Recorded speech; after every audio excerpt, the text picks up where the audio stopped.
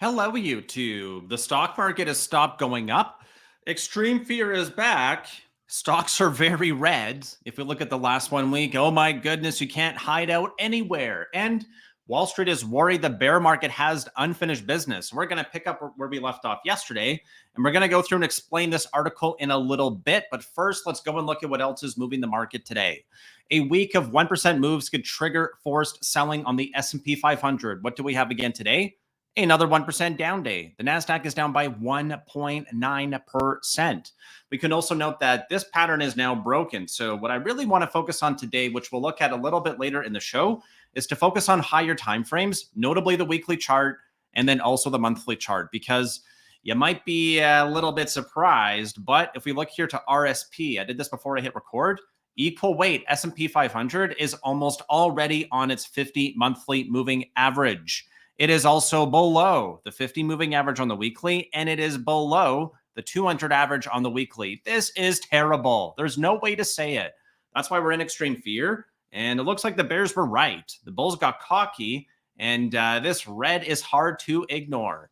What's very curious about this, though, is that we had some good news today, but the good news did not give us a good reaction. And I'm not really sure whether or not these short sellers are like, man, we were right all along. We were short since June of 2022, and we created the rally. Yep, they pretty much did. And they've been supporting the market, and they've been probably fundamentally correct.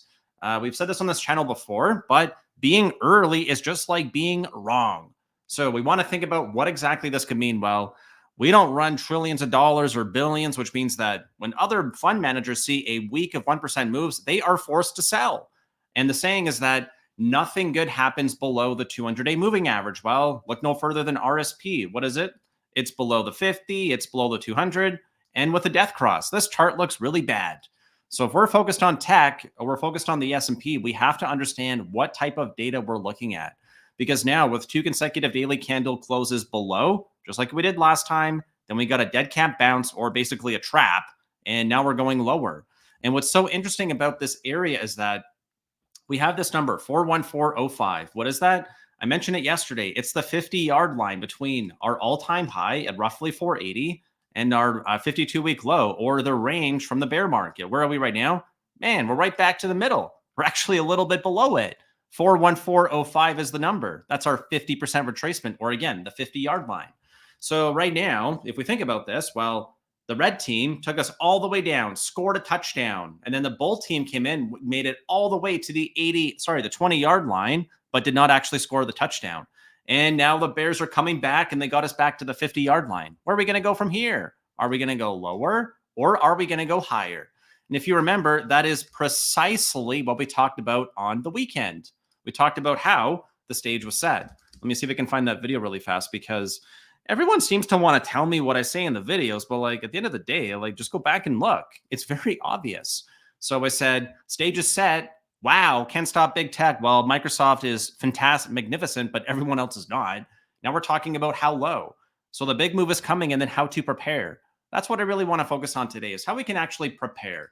And yes, I was wrong, but I mentioned I was wrong at 427. And I made it very clear to people in our group that if we're below 427 or 4,300 on ES, that is a no-go zone for me to go long. Why?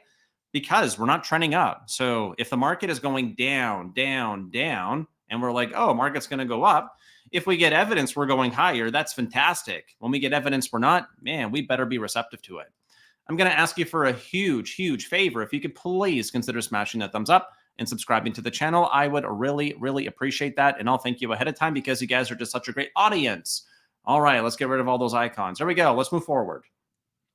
So we're going to talk about this article in a moment, but let's just go back here and see what else we have. A week of 1% moves on the S&P could trigger forced selling. Well, we pretty much see that. All right, well, did we have good news today? I think we did. GDP came in strong at 4.9. I'm hearing some commentary today that half of this number is actually from government spending. So does it really matter? I don't really think it does. It just means the next quarter is going to be more difficult, but these numbers came in strong, and pending home sales came in strong. Initial jobless claims actually coming in a little bit red. This is good data. And then after the bell, Amazon reports better than expected results as revenues jump 13%.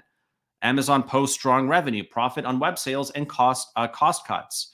What were the numbers? Oops, let me just go back here. pretty damn strong. 94-cent EPS over 58 cents. That's a crush.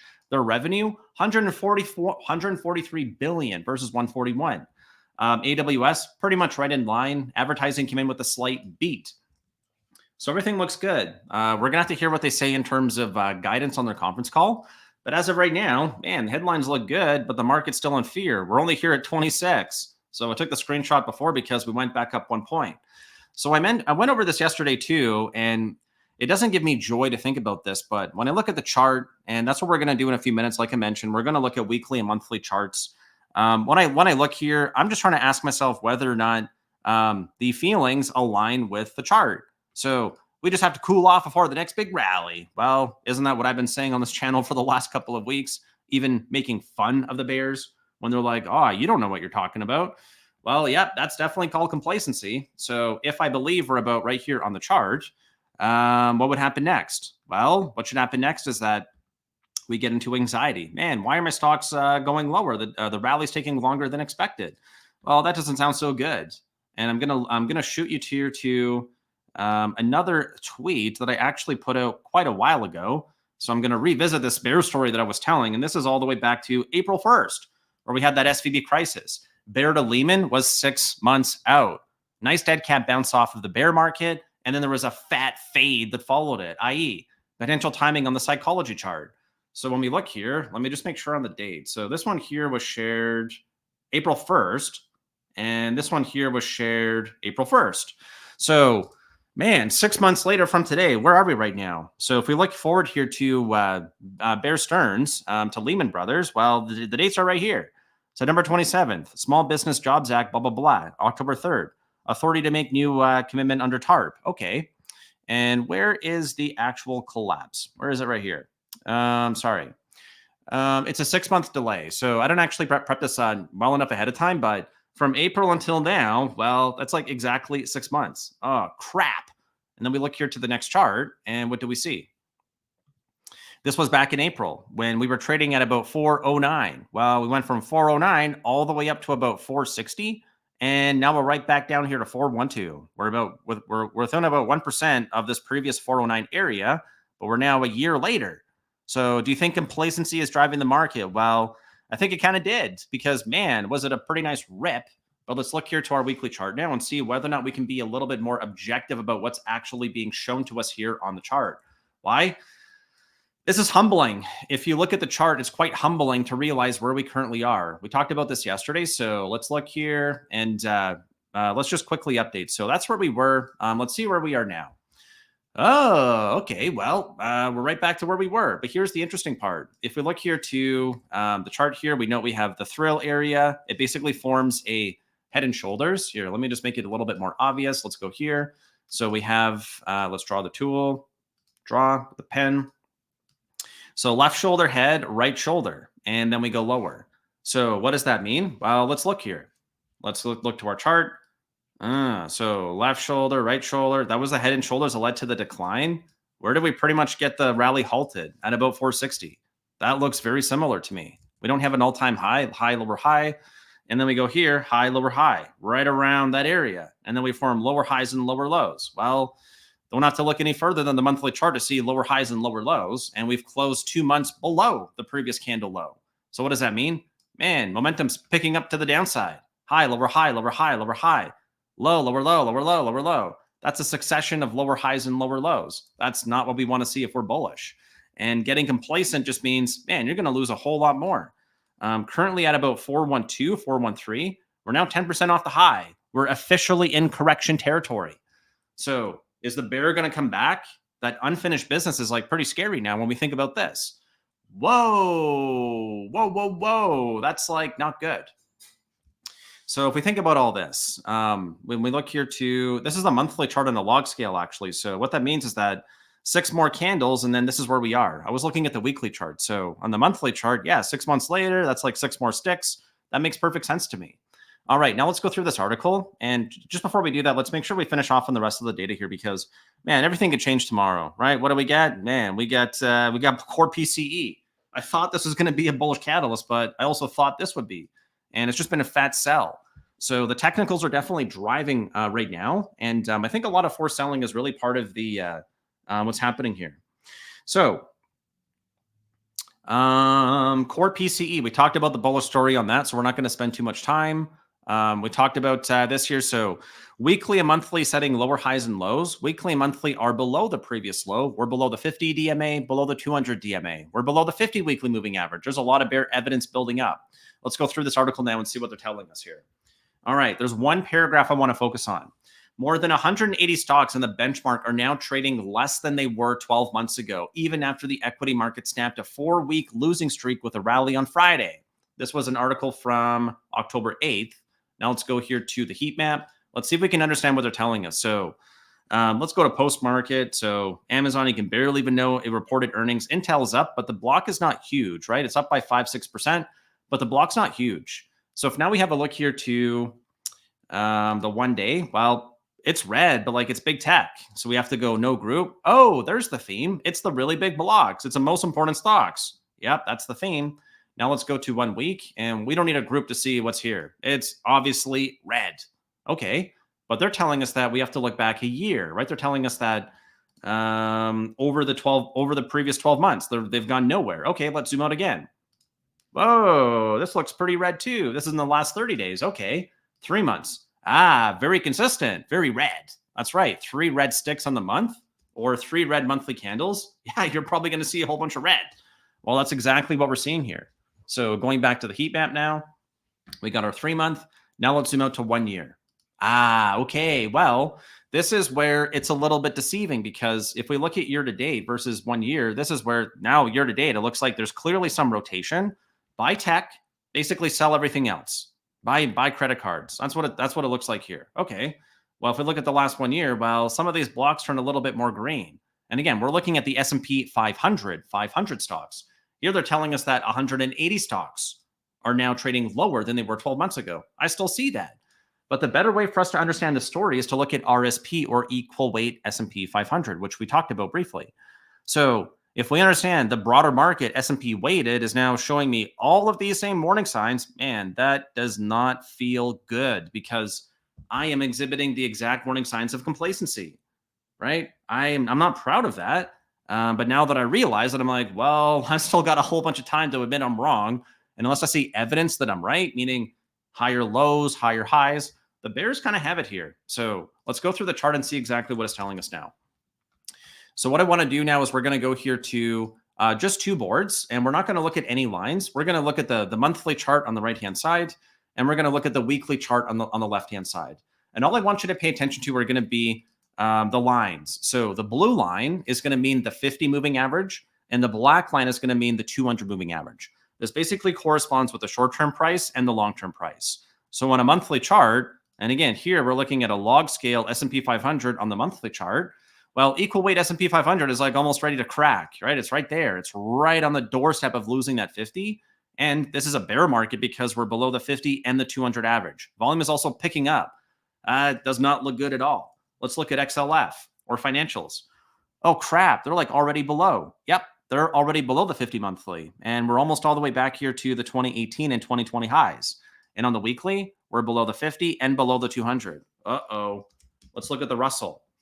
Russell has a death cross. It's below the 50. It's below the 200. It's below the 50 moving average. It's below the 2018 high. It's below the 2020 high. What does that mean? It's green on the day today, which everyone's talking about. I'm like, man, you better zoom out. You better see the full picture. This is not a pretty chart. This is not something I would want to buy. It just looks like we're getting a little bit of relief off of a double bottom here. If we don't hold that area, man, 140 is like coming next. That's not gonna be good. Nothing good happens below the 200 average, and we're below the 200 weekly. Okay, let's look at more charts. XLV. Okay, XLV looks shaky, but it doesn't look as bad, right? It's closer to the 200. It's still over the 50. It's still technically trending higher. Let's look at a few more now. Let's look at DIA. So the Dow. Okay, Dow looks better. 30 stocks, right? Dow Industrial Average, below the 50, above the 200, above the 50, above the 2020 high. Let's look at QQQ, because that's probably the story. It's above everything. Yeah, it's the NASDAQ. And the NASDAQ is now below the previous monthly low as well. And it's shooting, it's racing towards the 50 weekly. So let's pay attention to that. Also got a lower high, lower high. All right. Now, if we look at SPY, we're below the 50. So kangaroo, because we're stuck between the 50 and 200. We got a long ways to go down to 393. That's about 20 more points, another 5%. Okay, what else can we look at here? Let's look at the rest of the world. Let's look at the DAX.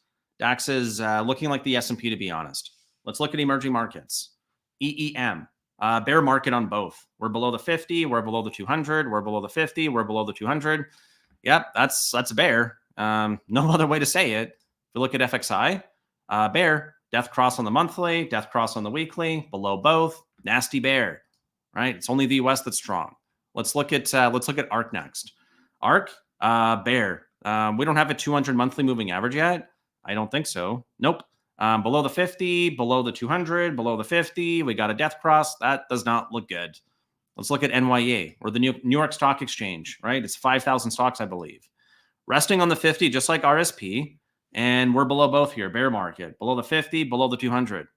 So looking at higher time frames, like we're already seeing some of the wheels come off the bus. So if we're going to now roll over, well, probably just looking for tech to join, probably looking for healthcare to join, probably looking for energy to join. Then we're looking for the Dow to join. So the story's like not all that complicated if we look at high time frame charts. And then the very last thing I want to look at here is going to be the yield curve inversion, because if we now have a look here at the 2 and 10s, there's usually up to an 18-month effect, 12 months to 18 months delayed effect from the time we get over 1% to the time recession actually normally hits. So when do we get over 1? Well, that's April of 2022. So April of 2022 is now going to be a year and a half from now. So a year and a half is going to be 18 months. So 18 months is like right around the time when we think that we're going to be doing what we think we will. And the yield curve will become uninverted when we're going into recession. So even before the lockdowns in February, we got uninverted. We go back below 1. If we look back in time here to 2018, we never actually made it to inversion. So when did we actually last get inverted? Right here, 2006. So we get uninverted in June of 2007. And then it actually took a while after that. But anyways, what this means is that we're getting pretty close to being uninverted. All this means is that the 2-year note and the 10-year note are now right around 5%. So yield curve inversion just means that the 2-year note is a little bit above the 10-year note, but like the 10-year note is like approaching 5, like a rocket ship. It just doesn't want to stop. So when that starts to uninvert, it usually just means that the delayed effects of the Fed are now finally kicking in. And the VIX is still red on the week by about 5%, but I'll be definitely watching this thing to see whether or not we're going to be getting any more movement on it. So on the weekend, we talked about how the stage was set. We updated you on the bear market update as it relates to the Lehman Brothers, right, and Bear Stearns. Also, how it relates to SVB. Is there going to be something else that comes out? Well, it's probably not going to be earnings season because banks are actually doing okay, but they're rolling over, right? They're below a lot of key averages. So I think we would just want to be mindful of whether or not our feelings are clouding our judgment, because if the chart tells us that we're pointing down, whether or not we agree with it is different than whether or not we are. I'll leave you with one more thought here, because as we look to this area right here, this is the part where we form an M. Let me actually get the full screen here, because I think you'll fully appreciate the pattern when I show it to you. And this is something that I wish someone would have told me when I was early on in my investment journey. So we often talk about a win for the bulls. Well, what's the opposite of a W? Well, it's an M. Usually means there's more downside ahead. So, oh man, that's like a pretty nasty M. But note the key area. It's right here, that local low or relative low. So now let's look and see if there's any charts that actually show us this here, because I think I just want to give an example or two, because I know it might sound like I'm being all doom and gloom, but hey, look at this chart. Does this look similar? Because I shared this one a long time ago too. All right, well, okay, so that looks like really similar, right? There's that dead cat bounce. We're looking for this area right here. So this is ARK, by the way. And now what's it doing? Well, it's kind of stuck on this side over here where it's doing I'm doing nothing. I'm stuck. Whole market's going up. It looks like it's probably around somewhere in here. But anyways, we're looking at the big M part. So here's our local low, right? Our local low or relative low is right here. And the start of the M is when we actually hit that area. But then look what happens, right? We hit it, dead cat bounce, we reject. And then what happens? Whoa, that's the bulk of the decline. Oh, no. Okay, well, that's ARK. Let's look at RSP. Okay, I'm seeing what you're talking about. Yep, so it's either right here or it's right here. And either area just means we've already tapped this zone a few times. Let's look at IWM again. Right. We're tapping it. So we tap it 1, 2, almost 3, 4 times. Eventually, it's going to wash out. That's how we get that massive M. Might be a little bit delayed, but here you go. Right. Boop, boop. There's your M. More downside. This is now resistance. 2018, 2020 highs. I don't enjoy this, but what I'm really trying to do is to send you a warning, right? A warning that it's time to be mindful that we might be wrong if we're bullish. And if we're bearish, well, right, kudos. You guys had the conviction when not a lot of other people did. So anyways, thank you for tuning in. If you want to watch a weekend video, that should be now queued up here on the left-hand side. If not, you can subscribe to the channel and hang out with us tomorrow. We're going to do a stream for the final hour. You can come hang out with me, Justin, from YouTube. Thanks so much for tuning in. I'll see you tomorrow.